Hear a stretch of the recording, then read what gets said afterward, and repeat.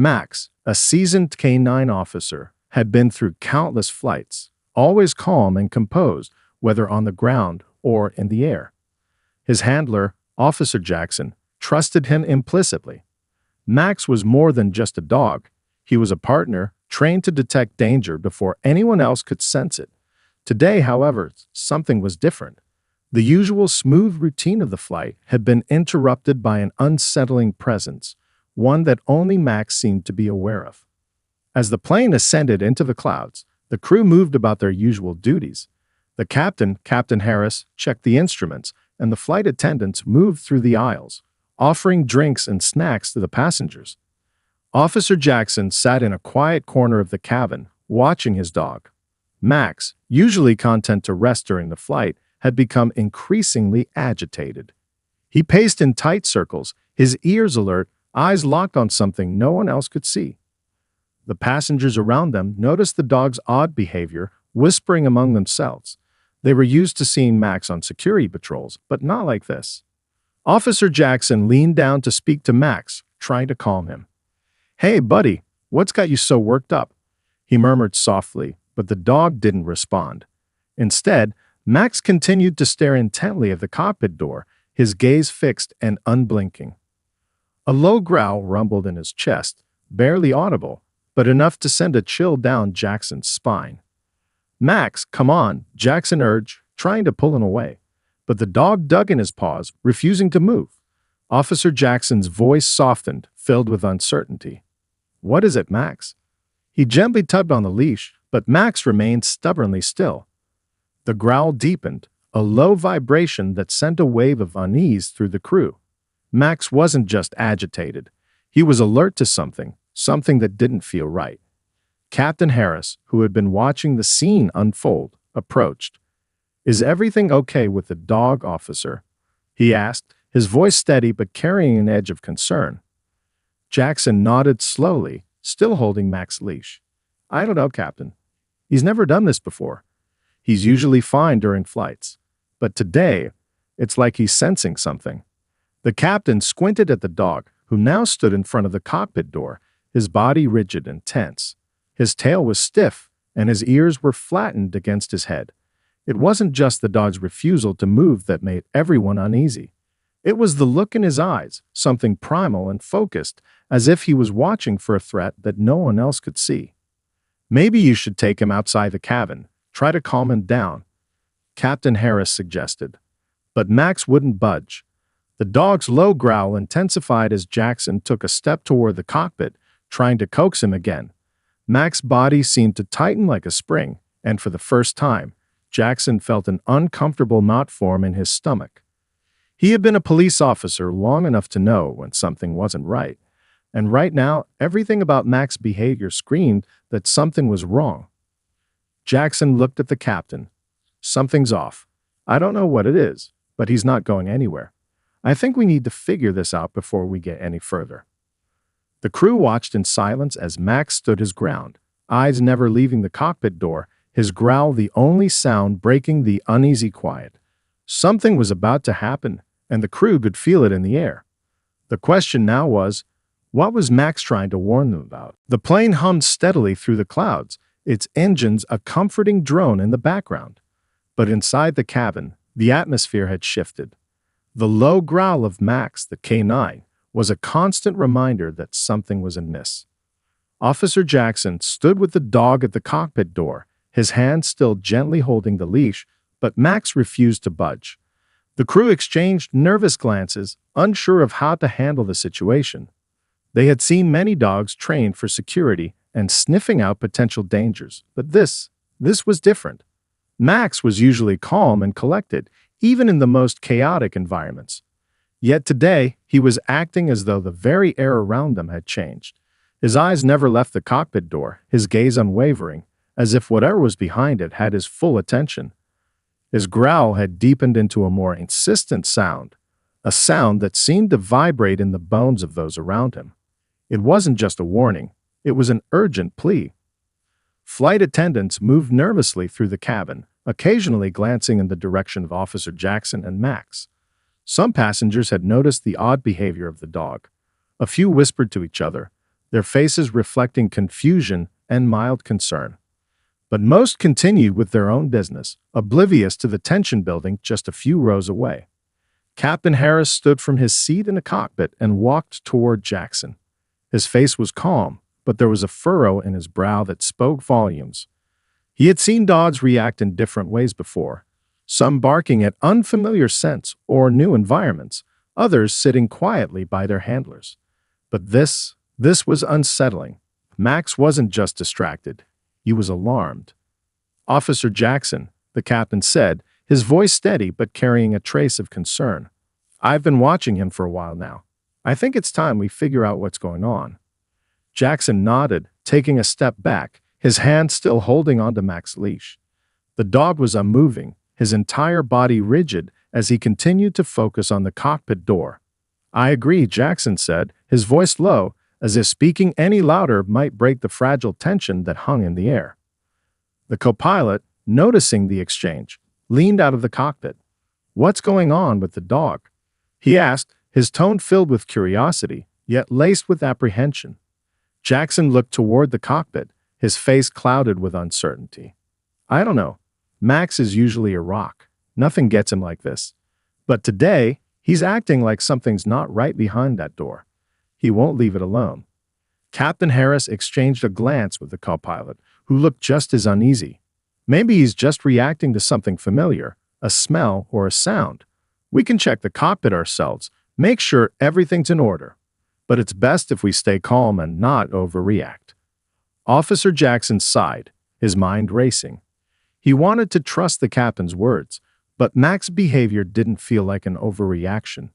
He had seen the dog in action countless times, always trusting his instincts. And right now, those instincts were screaming that something wasn't right. Max wasn't the type to growl unless something serious was going on. Max's growl softened for a moment, but only because he was now letting out short, sharp barks, each one directed squarely at the cockpit. The dog's gaze was fixed, almost as if he was staring into the heart of the door itself, waiting for something to happen. It felt as if the plane had stopped being a simple aircraft in the sky and had become a looming silent witness to whatever dark force Max was sensing. "We need to open the door," Jackson said finally, his voice firm despite the unease growing in his chest. The captain nodded, his own sense of apprehension rising with the growing intensity of Max's behavior. Something was hidden, something dangerous, and they were about to find out what it was. But as Jackson took a step forward, Max's bark turned frantic. The dog's body quivered, his teeth showing, his warning echoing louder than before. The sense of danger in the air thickened, and for the first time, the crew was starting to realize that Max wasn't just reacting to a strange noise or smell. He was trying to protect them from something they hadn't yet seen. The quiet hum of the plane's engines filled the air, but within the cabin, a tense silence had settled. Max's low growl had stopped, replaced by an eerie stillness that seemed to echo through the walls. Officer Jackson stood still beside the dog, his heart pounding as he watched the cockpit door. The crew, now fully aware that something was wrong, exchanged uneasy glances. The passengers remained mostly unaware, lost in their own worlds of conversation and in-flight entertainment, but the crew couldn't shake the feeling that something was about to unfold. Captain Harris leaned against the bulkhead, his eyes focused on the dog. "We've been flying for a while, but I've never seen Max like this," he said quietly, his voice barely above a whisper. "Do you think it's something on the plane? A smell, a noise, something only he can pick up?" Officer Jackson shifted his weight, uncomfortable under the captain's gaze. "I don't know, sir, but Max's instincts have always been spot on. He's not like this unless he senses something. I've never seen him act this way, especially when we're this high in the air." The tension in the cabin seemed to build with every passing moment. Even the passengers seemed to be picking up on the shift in the air. A few passengers craned their necks toward the front of the plane, trying to make sense of the strange behavior. But most were too distracted to notice. They had no way of knowing the subtle warning signals the crew had begun to pick up on. "I've heard stories," the co-pilot spoke up, his voice laced with doubt, "of dogs reacting to things we can't see or hear. But I've never believed in that sort of thing. Maybe it's just a coincidence, something to do with the cabin pressure or the altitude. He's probably just getting anxious. Officer Jackson shook his head. I don't think so. Max doesn't get anxious. He's calm in almost any situation. Something's off, and I think we're about to find out what. Captain Harris looked at the co-pilot, then back at Officer Jackson. The unease in the air was palpable, and a sense of foreboding seemed to press in on them. We can't ignore this, the captain said, his voice more serious now. If something's going on, we need to know what it is. Let's check it out. Max's posture shifted slightly, but his eyes remained locked on the cockpit door. His ears were alert, his body tense, as if he were waiting for something to happen. It wasn't just the growl anymore. It was the way the dog seemed to be holding his ground, watching intently, as if guarding against an invisible force. Every instinct Jackson had screamed that they were on the verge of uncovering something dangerous, something unknown. The crew began to move more deliberately now. Officer Jackson glanced around, his thoughts racing. What was it that Max had picked up on? Had the dog sensed something hidden in the walls of the cockpit, something lurking in the shadows? The thought made Jackson's stomach twist in unease. He had been around dogs long enough to know when they were simply being protective, but Max wasn't acting like a typical protective animal. This was different. Max was warning them of something specific. Suddenly, the plane lurched slightly, a small turbulence that seemed to echo the rising tension in the cabin. It wasn't enough to be alarming, but it was enough to make everyone look around. The feeling of uncertainty deepened. Could it be the pressure? Could something have gone wrong with the aircraft? Or was it something more sinister? The question lingered in the air, unanswered. But one thing was certain: Max wasn't just reacting to the environment. He was reacting to something unseen, something dangerous. And the crew couldn't ignore it any longer. As the officers communicated over their radios, the tension in the air grew thicker. Lucas's pulse quickened. Something wasn't right, and he couldn't shake the feeling that the golden retriever was the only one who seemed to know exactly what was going on. The dog's behavior wasn't normal. There was an undeniable urgency in its actions, as if it were trying to protect him from an unseen threat. But what?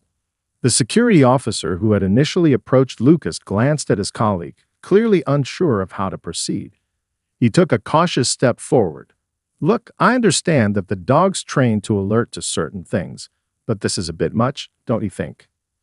He wasn't trying to dismiss the woman's claims, but everything seemed so out of the ordinary. The woman in the wheelchair was visibly shaking now, her fingers gripping the armrests tightly. It's not just a matter of training, she explained, her voice trembling. This dog, it has an uncanny ability to sense when something's wrong, when danger is near.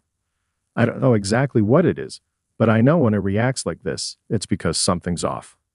Lucas, still standing behind the dog, tried to process what she was saying.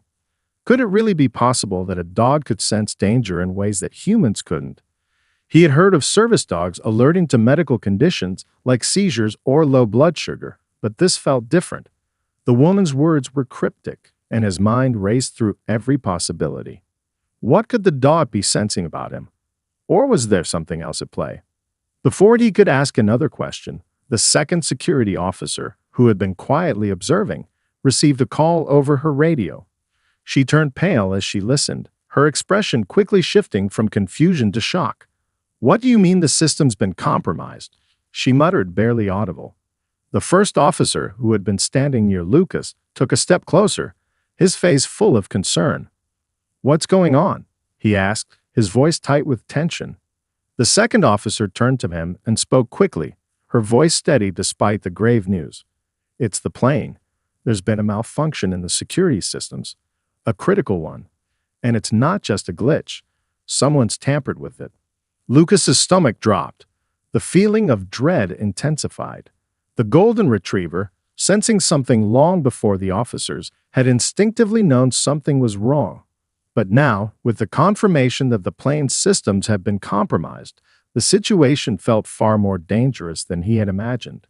The flight he was supposed to board was now potentially a death trap. Are you saying someone intentionally tampered with the plane? Lucas asked, his voice suddenly shaking as the full weight of the situation dawned on him. The second officer nodded grimly.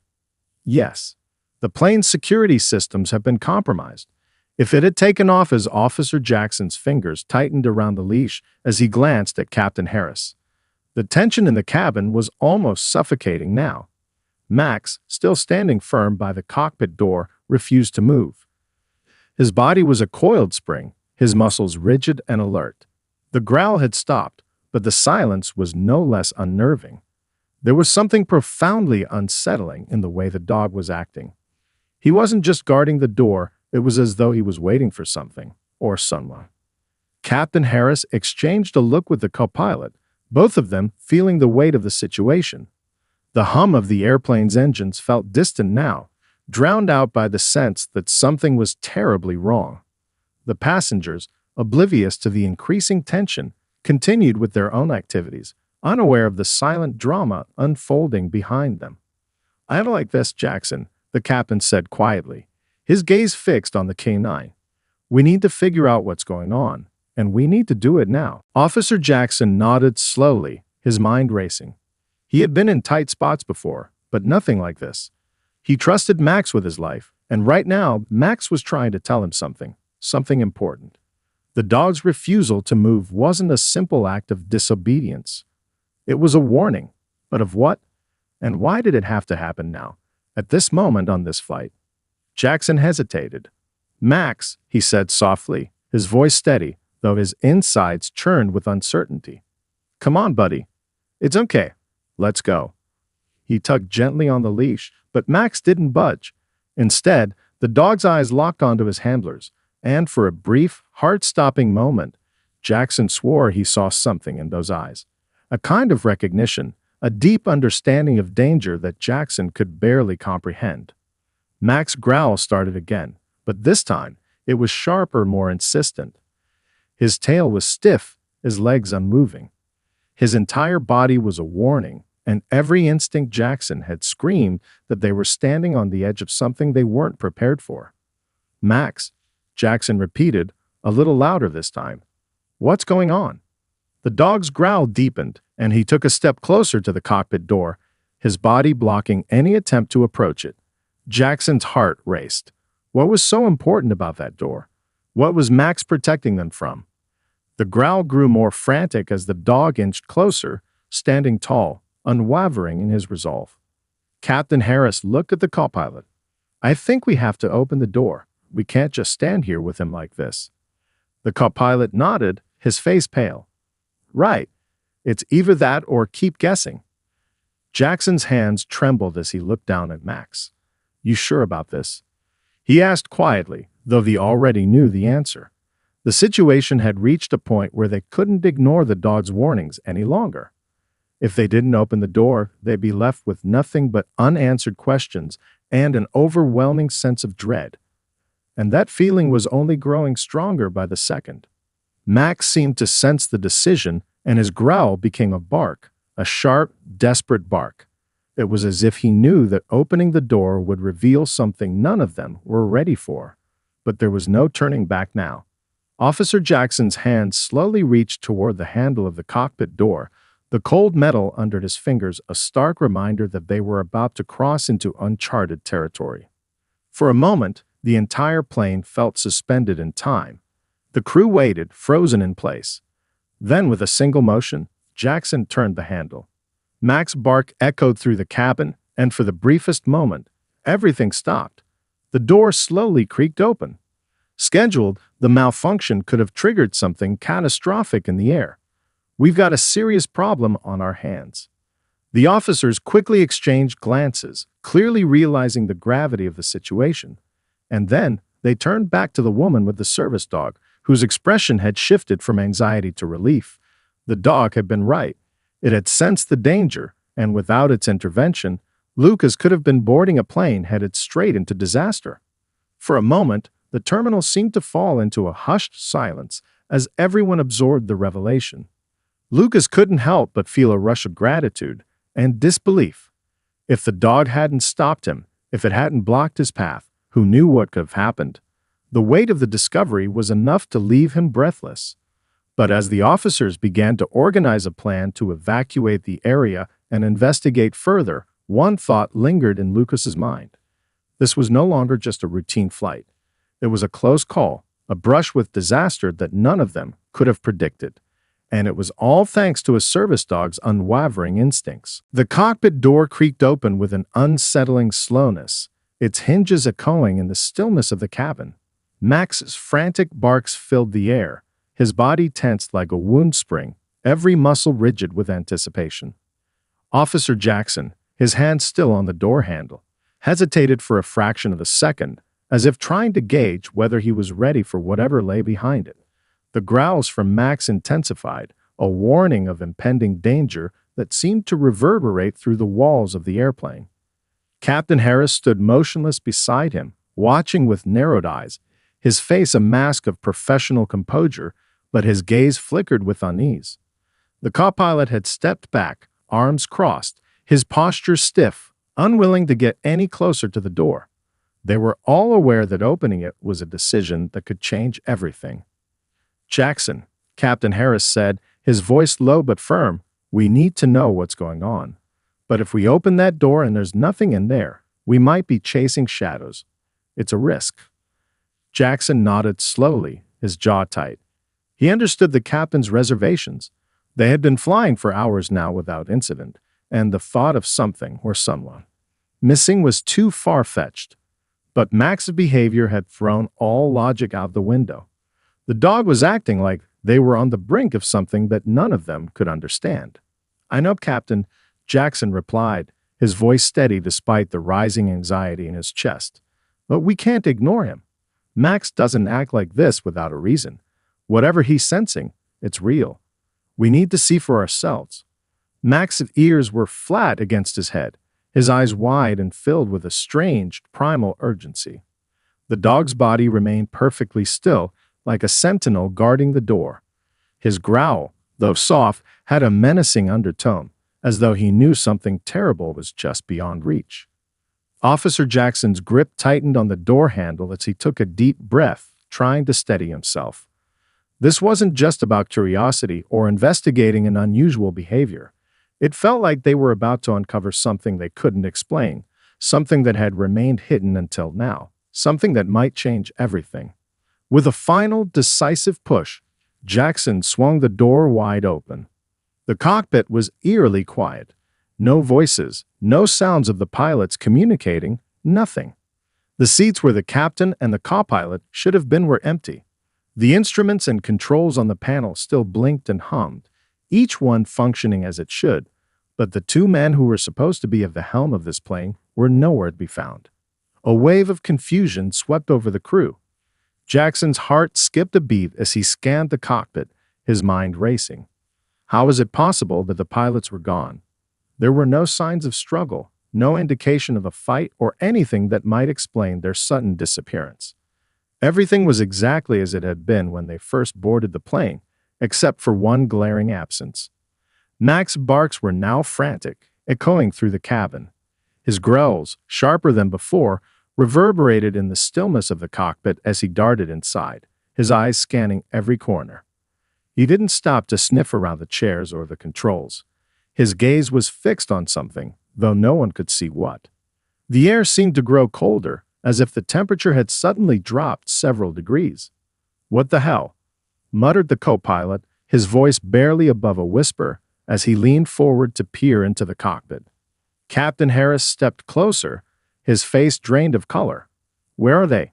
How could they just vanish?" Jackson swallowed hard, his thoughts spiraling. "I don't know, but something's wrong. Max didn't just sense this. He's been warning us." The sound of Max's frantic barking continued, his body stiff as he moved from corner to corner of the cockpit. Officer Jackson's mind raced. What was Max reacting to? Was there something in the cockpit that had caused the pilots to disappear? The unsettling silence of the cockpit pressed in around them, and the growing sense of dread was impossible to shake. What were they dealing with? And why had the pilots vanished without a trace? The cockpit was empty. Completely empty. No pilots, no sign of struggle, no explanation. The eerie quiet in the small space was deafening. The instruments on the console blinked rhythmically, their lights flashing as though everything was normal, but it felt as if time had stopped. Officer Jackson stepped inside, his boots making soft, echoing sounds against the cockpit floor.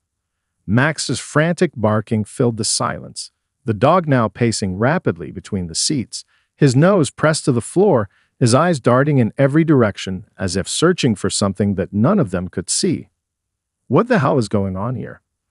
The co-pilot muttered under his breath, standing at the door, unwilling to step inside. His face was pale, his breath coming in shallow, rapid bursts as he looked around, his eyes wide with confusion and fear. Captain Harris was right behind Jackson, his expression grim. They didn't just vanish, Jackson. There's no sign of a struggle, no evidence of anything. This is impossible. Jackson's mind raced, his heart hammering in his chest. Every part of him wanted to search the cockpit, to find any clue that might explain where the pilots had gone and why they had disappeared. But Max's constant barking and his agitated movements kept pulling Jackson's attention back to the dog. There was something more to this, something far worse than the absence of the pilots. Max wasn't just acting as though the cockpit had been disturbed. He was acting as though something was there. Something invisible, something dangerous. He knelt down to Max's level, his hands trembling slightly as he tried to calm the dog. "Max, buddy, what is it? What are you sensing?" he whispered, his voice tight with tension. Max stopped barking for a moment, his ears flicking forward. The dog's body was trembling, his fur bristling. He turned to face Jackson, his eyes wide and filled with an almost human-like sense of urgency. For a moment, their gazes locked, and Jackson felt as though Max was trying to communicate something crucial that he couldn't put into words. The co-pilot stepped forward cautiously, his voice shaky. "We need to get the hell out of here, Jackson. This isn't right. What if something's already taken them? What if we're not alone?" Jackson's eyes flicked toward the door, his stomach churning at the thought. Could the co-pilot be right? Could there be something else on the plane? The hair on the back of his neck stood on end as a shiver ran down his spine. It was a thought too chilling to ignore, and the growing unease in his gut seemed to confirm it. Captain Harris, who had been quiet until now, spoke up in a low, controlled voice. "We need to secure the situation. If we stay here, we risk missing something. We don't know what we're dealing with. We don't know if whoever, or whatever, took the pilots is still on board. We need to find out." Jackson looked back at Max, whose gaze was still locked on the cockpit floor. The dog's body was rigid, his growls now softer but persistent, as if he were guarding them from something unseen. "You're right," Jackson said, the decision suddenly clear. "We need to leave the cockpit and secure the rest of the plane. We can't stay here and wait. Whatever's going on, it's bigger than just the pilots disappearing. Max is trying to warn us, and we need to listen." Max barked again, this time with a sharpness that made the hairs on Jackson's neck stand on end. It was the kind of bark that signaled immediate danger, something beyond what they could see or understand. Jackson straightened up, his jaw set with determination.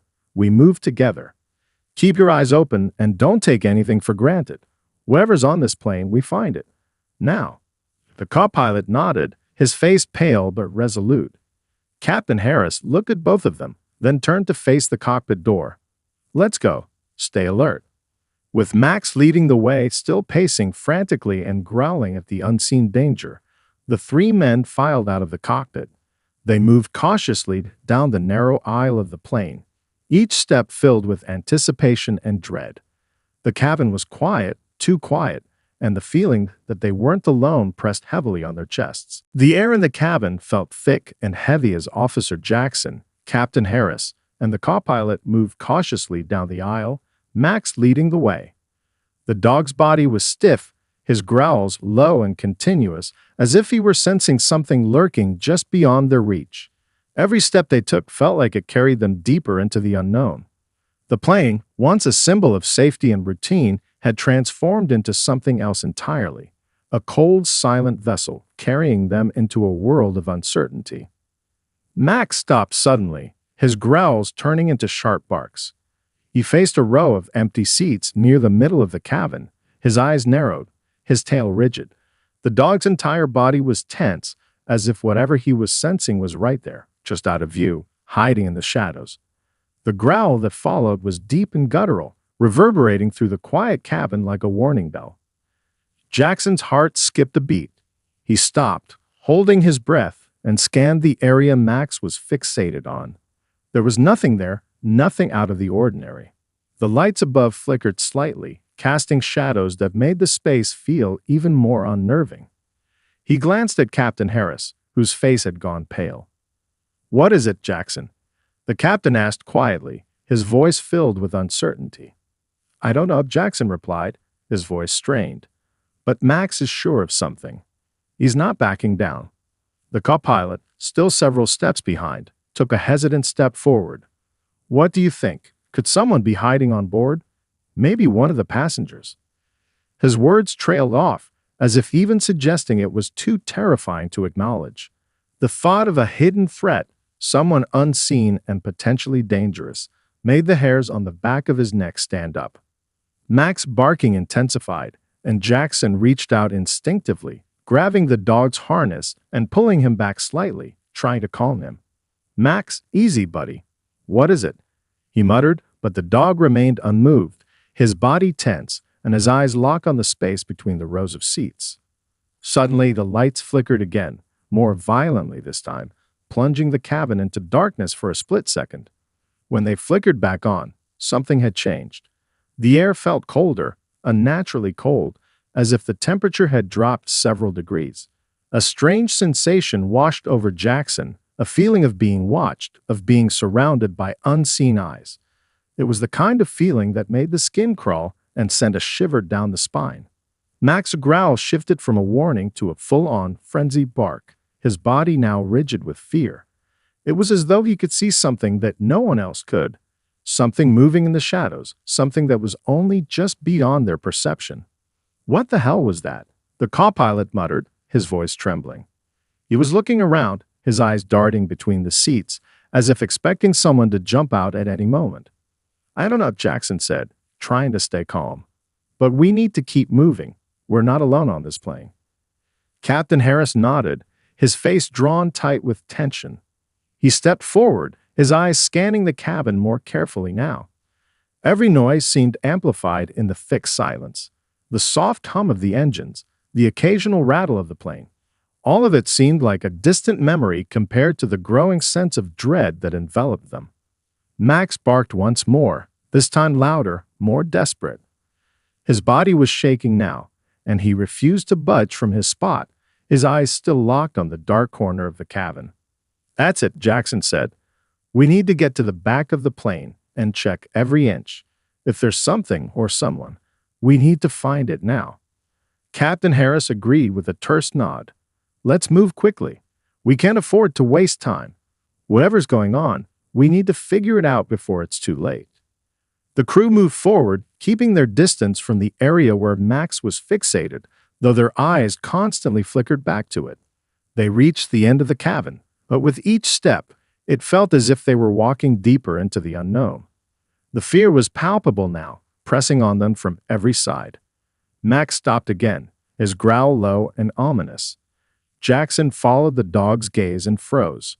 In the very back corner of the cabin, something moved. It was quick, too quick to identify, but the shadow was unmistakable. "Did you see that?" the co-pilot whispered, his voice barely audible. "Stay quiet," Jackson said, his voice hard as he motioned for them to stop. The hairs on his neck prickled as they all stared at the same spot. Something, or someone, was there, lurking just beyond the corner, and now they had no choice but to confront it. The air in the cabin felt suffocating, thick with tension as Officer Jackson, Captain Harris, and the co-pilot stood frozen. Max, still growling furiously, faced the back corner of the plane, his eyes locked on something just out of sight.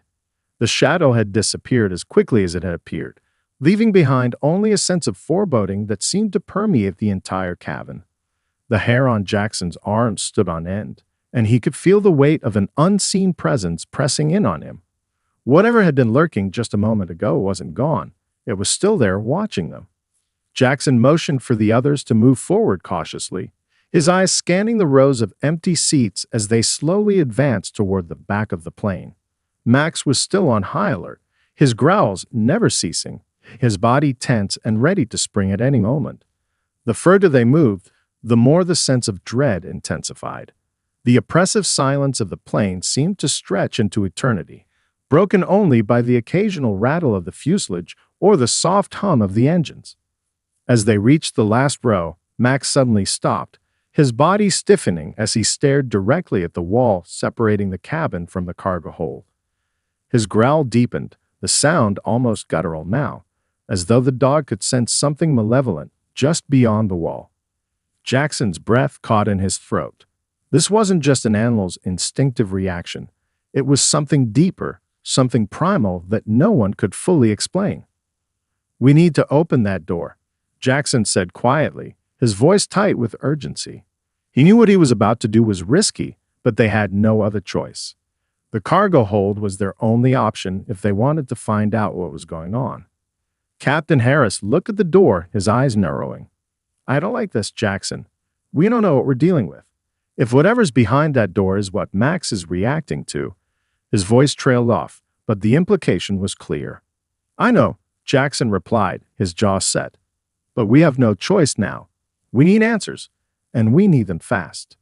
With a quick motion, Jackson reached for the handle of the cargo hold door. Max's growls intensified, and the dog backed away slightly, still fixated on the spot.